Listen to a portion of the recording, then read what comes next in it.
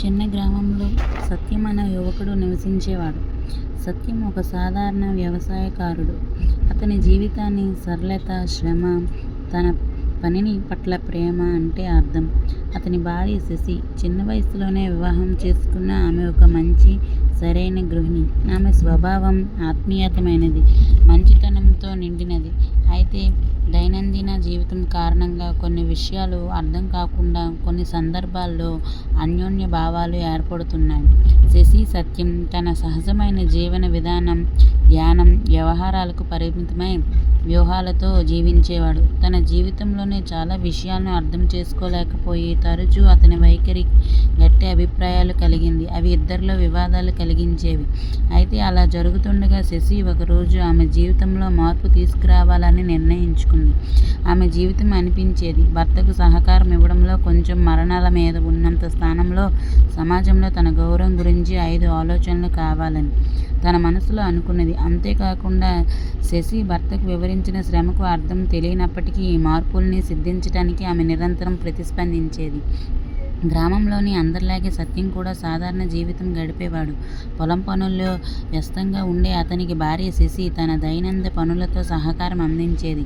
వారిద్దరూ ఒక సాధారణ కుటుంబంగా కనిపించిన శశి మనసులో నిత్యం ఒక అసంతృప్తి తిష్టవేసింది. సత్యం ఎక్కువగా తన పని, పొలం, కూలీలు, జోలు చూసుకునేవాడు, గడిపిస్తుండేవాడు. అతనికి శశి మనసులో ఏముందో తెలుసుకోవటానికి ఆసక్తి లేదు. ఆమెతో సన్నిహితంగా మాట్లాడడానికి కూడా పెద్దగా సమయం కేటాయించేవాడు కాదు. పనులు ఎలా చేయాలో చూసుకో, ఇవన్నీ చేయడం నీ బాధ్యత అని అనేవాడు. శశి తన బాధలను వ్యక్తం చేయడానికి ప్రయత్నించినా అతను పెద్దగా పట్టించుకోడు.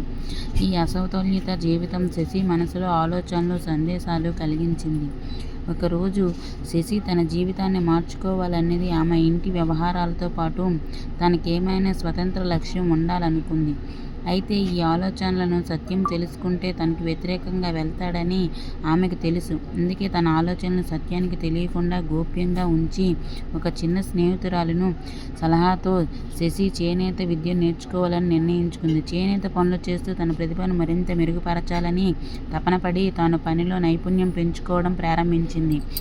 సాయంత్రం సత్యం పొలంకి వెళ్ళినప్పుడు శశి తన పనిని తమగా ప్రాక్టీస్ చేసేది. క్రమంగా ఆమె చేతి పనులు గ్రామంలో ప్రసిద్ధి చెందాయి.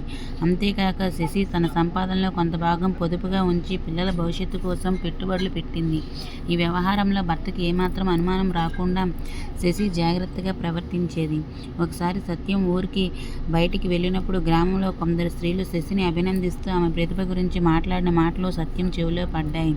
నీ భార్య చాలా గొప్ప గృహిణి మాత్రమే కాదు సత్యం గారు, మంచి కళాకారిణి కూడా. ఆమెలో ఎంత మంది మహిళలకు ప్రేరణ ఉంది అని వాళ్ళు అన్నారు. సత్యం ఆ మాటలు విని ఆశ్చర్యపోయాడు. ఇంటికి తిరిగి వచ్చాక శశి మీద ప్రశ్నలు జడిపేవాడు.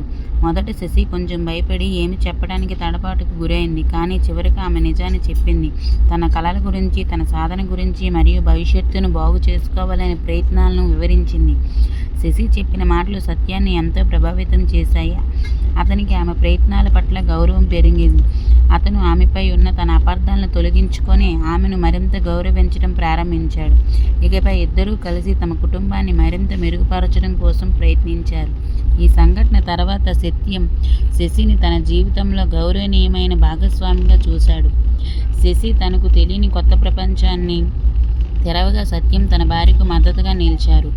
ఈ కథ తర్వాత జీవనం సత్యం ఒకటి స్పష్టమవుతుందని, పరస్పర గౌరవం, ప్రేమ మరియు అర్థం చేసుకోవటం కుటుంబంలో సుఖం ఉండేందుకు అత్యంత అవసరం. శశి తన లక్ష్యాలను నెరవేర్చుకోవడానికి తన నమ్మిన మార్గంలో ముందుకు వెళ్ళింది. సత్యం తన గణాలను మార్చుకొని తన భార్యను తనతో సమానంగా గౌరవించే వ్యక్తిగా మారాడు. ఈ కథ ద్వారా ప్రతి వ్యక్తి జీవితంలో స్వతంత్ర ఆత్మగౌరవం ముఖ్యమని మరియు పరస్పరం అర్థం చేసుకోవటం కుటుంబ బంధాలను బలపరుస్తుందని మనం తెలుసుకోవచ్చు.